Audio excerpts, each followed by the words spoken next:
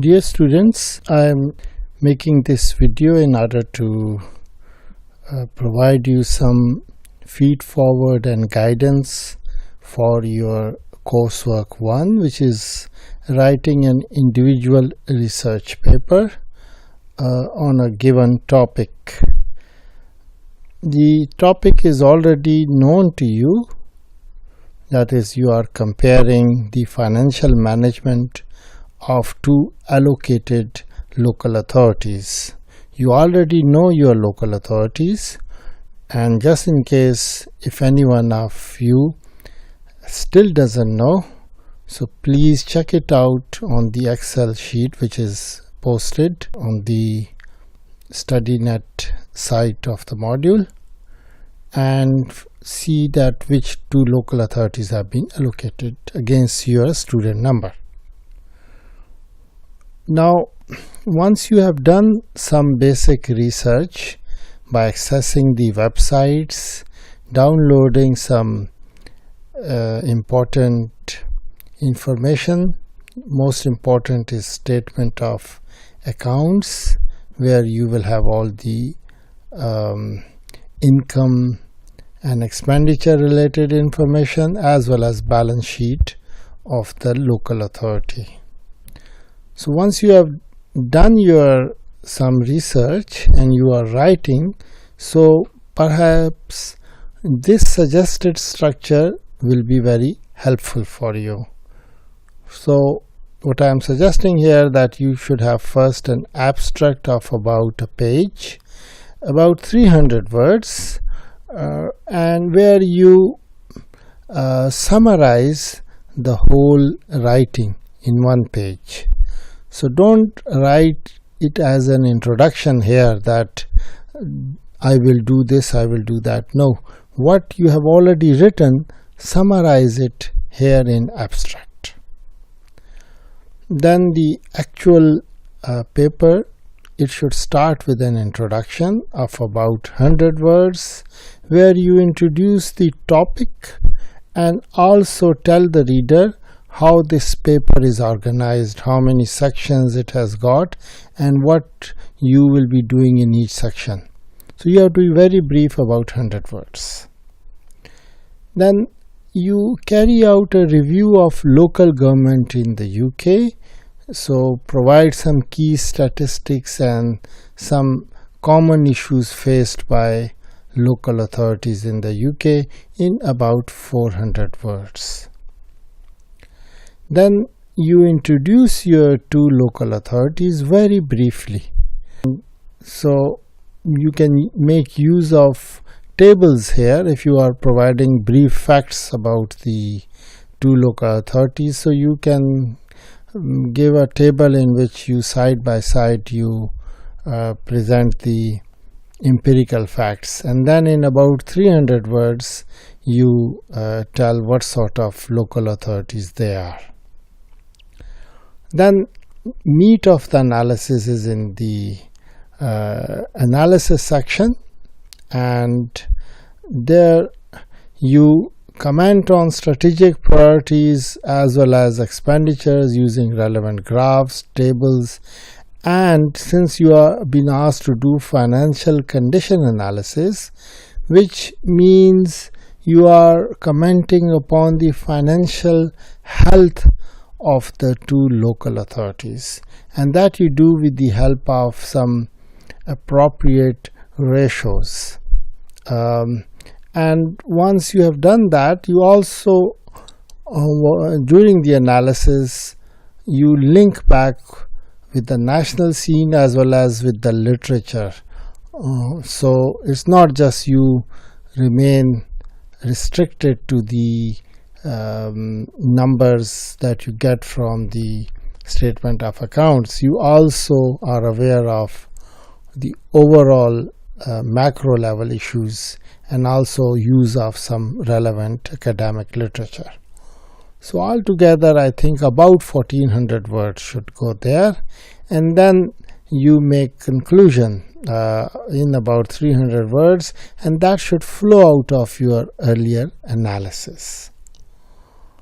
This conclusion can be after looking at the two what do you say about the two local authorities, and also looking at the two, what do you say about the public sector as a whole and the local government as a whole. And then you provide all references that you have used inside the this paper, and references should be in accordance with Harvard referencing style. And then if you have referred to any appendix in your paper, so all those appendices should now come here. I would encourage that if you have too many ratios you have done or too many tables are there, perhaps some of them can sit here. You can refer to those, but it's not necessary that you provide all those here inside the main paper. Alright, I've been asked what ratios should I be using. So financial condition is mainly investigated with the help of 4 types of solvencies. So cash solvency, budgetary solvency, long run solvency, and service solvency. So for cash solvency you can use cash ratio or quick ratio, budgetary solvency, operating ratio, and own source ratio. Long run solvency, net assets ratio, long term debt ratio. And service solvency, you have net assets per capita, that is per person, and long term debt per person or per capita. I am not discussing them here since this is not a lecture. Hopefully next time when I am doing my lecture on financial condition analysis, so we will have a little bit more discussion on this. But meanwhile, if you want to be collecting, if you are collecting some information, so perhaps you should collect this all information for at least last 2 years, preferably 3 years, so that you can show a trend. Now this is the marking scheme. However, broad expectations that if you do your work, what are my expectations of a good work? So I would consider a work as a fail if there is no evidence of addressing the given task, and signs of mere copy paste, sloppy copy pasting, those are prominent in the work. So that is not going to pass at my end.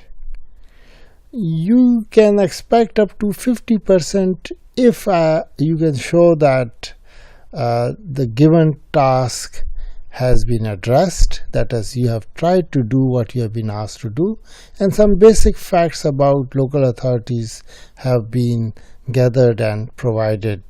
So some kind of basic information has been provided, you have engaged with the work.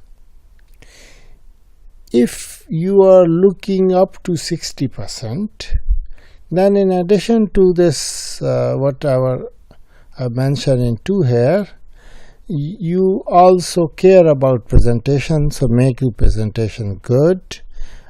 Some good graphs are used, and all other tasks that you have been asked have been satisfactorily done. So about 60% you can get with that kind of effort.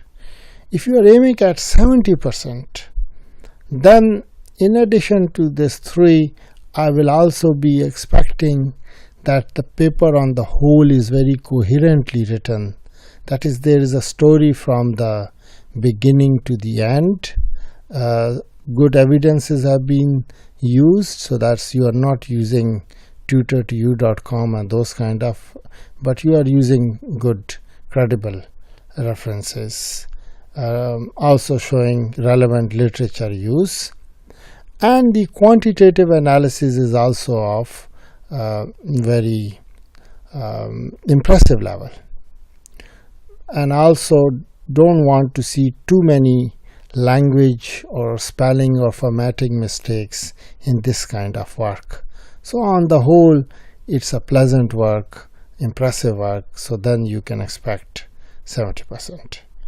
And if you really want to stand out and 80% or more, then that paper should be of publication quality. So you have done not only all the work as I mentioned in 4, but you do some very interesting statistical comparison use of those methods, and then you contrast and compare the performance with the help of those statistical methods.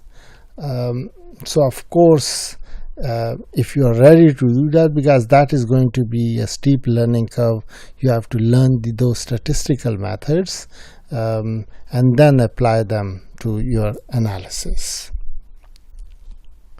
So these are the expectations, and accordingly, if you work to these expectations, then hopefully you can get these kind of marks. Okay, thank you very much, and I wish you best of luck. Just as I said before, every tutorial will begin with any questions on your part so that you continue getting your guidance and feed forward. Thank you.